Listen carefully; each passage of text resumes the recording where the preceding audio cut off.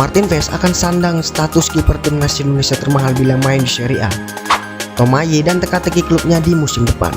Sintayong bahagia timnas Indonesia diperkuat 3 penyerang keturunan tambahan di babak ketiga kualifikasi Piala Dunia.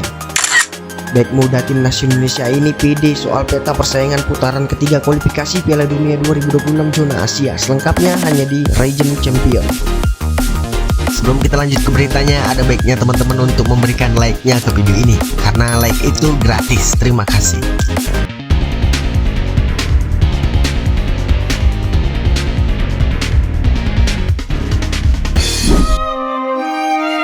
Calon pemain timnas Indonesia Martin Paes berpeluang menjadi kiper termahal yang dimiliki Empoli. Hal tersebut kini hanya menunggu kepastian transfer Martin Paes ke Empoli. Seperti yang diketahui, klub yang tampil di Serie A itu tertarik mendatangkan Martin. Kabar ini diungkapkan langsung oleh Fabrizio Romano.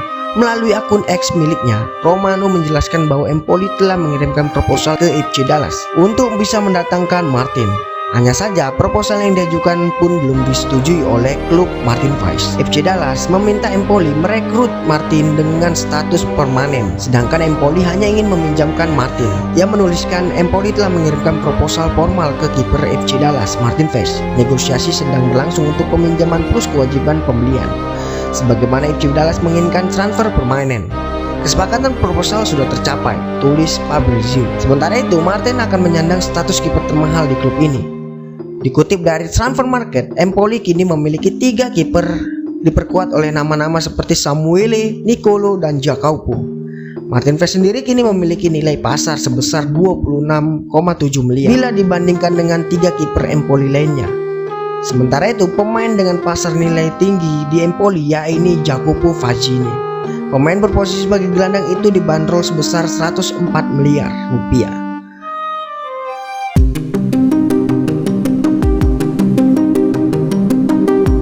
Pemain tengah timnas Indonesia, Haye, terlihat ada di sebuah markas tim berasal dari Belanda, AS Alkmaar. Masa depan Tomaye masih jadi misteri untuk publik tanah air. Pasalnya pemain 29 tahun tersebut baru saja berpisah dari klub lamanya. Sebelumnya Haye tampil 2,5 musim bersama Heerenveen.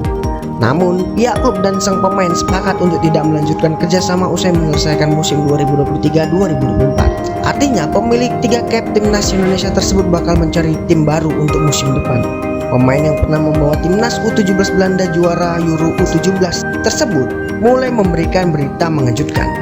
Haye telah mengunggahkan fotonya di fitur story eksklusif di akun Instagram pribadinya. Pemilik 3 cap Haye terlihat berada di markas tim besar Belanda, AS Alkmaar. Dalam foto tersebut, ia juga memberikan caption di foto tersebut, "Pekerjaan tuntas," ujar Haye. Ya, seperti yang kita ketahui, AS Alkmaar bukanlah cerita baru bagi Haye dalam karir sebagai pesepak bolanya. Pemain 29 tahun tersebut merupakan alumnus akademi klub ini. Dirinya bergabung dengan klub ini di akademi pada tahun 2006-2012. Usai gemilang di level junior, Haye diberikan kesempatan promosi pada 2012. Waktu itu Haye tampil 56 kali dan mencetak 1 gol. Pemain kelahiran Amsterdam tersebut dilego ke klub lain pada tahun 2016, yaitu William II. Jadi klub yang merekrut jasa Haye. Haye hanya bertahan 2 musim di klub itu. Lalu ia berkelana ke Elche. Adalah tim yang merekrut jasa Haye dan hanya bertahan semusim dan kembali lagi ke Belanda. Pelatih timnas Indonesia Sintayong pasti sumringah karena timnas Indonesia berpotensi diperkuat 3 penyerang keturunan timnas tambahan. Sekedar diketahui, medio September 2024 hingga Juni 2025, timnas Indonesia akan tampil di babak ketiga kualifikasi Piala Dunia 2026 zona Asia. Timnas Indonesia tergabung di grup C bersama Jepang, Australia, Arab Saudi, Cina, dan juga Bahrain. Demi bersaing dengan negara-negara di atas, timnas Indonesia membutuhkan tenaga pemain keturunan tambahan, khususnya di lini depan. Pemain tambahan di lini depan dibutuhkan karena barisan ujung tombak timnas Garuda tampil melempem dalam beberapa laga terakhir.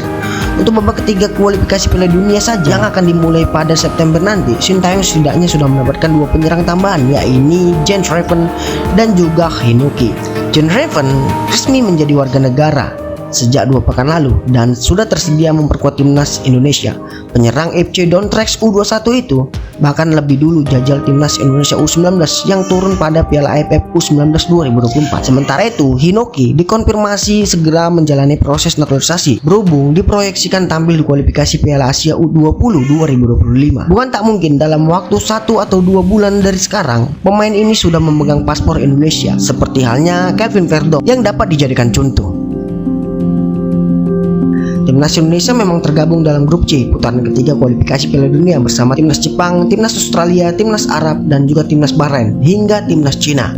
Tak ada yang tak mungkin, ujar Ferrari dalam meet and greet. Ferrari berkaca dari timnas U23 yang bisa bangkit di Piala Asia U23 pada April dan Mei 2024 ketika kalah 0-2 dari tuan rumah. Kemarin kami di Piala Asia U23 2024 juga setelah kalah dari Qatar, kami merasa down. Tapi kan semuanya usaha, doa, pasti bisalah, ucap Ferrari. Belakangan Ferrari kerap masuk skuad timnas Indonesia setelah promosi dari timnas U20 pada 2022. Namun bek asal Persija Jakarta ini baru sekali bermain. Debut dan satu-satunya penampilan Ferrari bersama timnas Indonesia terjadi ketika menang atas negara Curacao 2-1. Ketika itu pemain berusia 21 tahun ini berlaga selama 17 menit. Dari 18 negara yang terbagi ke 3 grup putaran ketiga kualifikasi Piala Dunia, hanya masing-masing juara grup dan runner-up grup yang bakal lolos ke Piala Dunia 2026. Sementara peringkat ketiga dan keempat di kualifikasi Piala Dunia nanti akan bermain di putaran keempat untuk memperebutkan 2 tiket ke putaran final. Untuk persiapan pribadi, sekarang lagi mempersiapkan untuk BRI Liga 1 musim depan. Jadi persiapan saya lebih ke klub. Mungkin kalah saya dalam kondisi fit.